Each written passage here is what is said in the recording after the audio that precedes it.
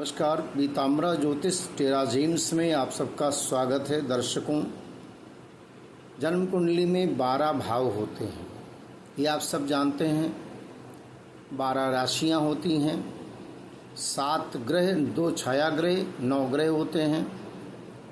कोई भी ग्रह अपनी राशि में हो,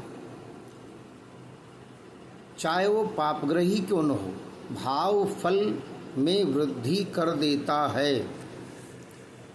चंद्रमा के विषय में कहा गया है कि चंद्रमा घटता बढ़ता रहता है, उसकी कलाओं में ह्रास होता रहता है।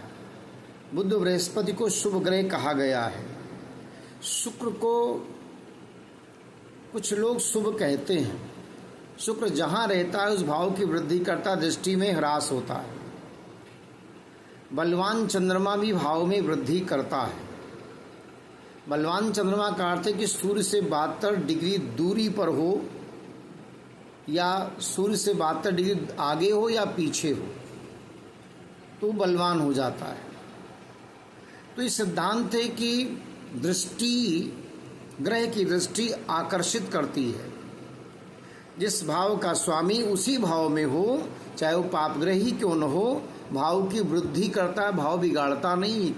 एक देहाती कहावत है कि डाकिनी भी अपने बच्चे को नहीं खाती। मंत्रेश्वर महाराज ने फल दीपिका में ये बात लिखी है, पापो अपि स्वगृहम गतम शुभकरा।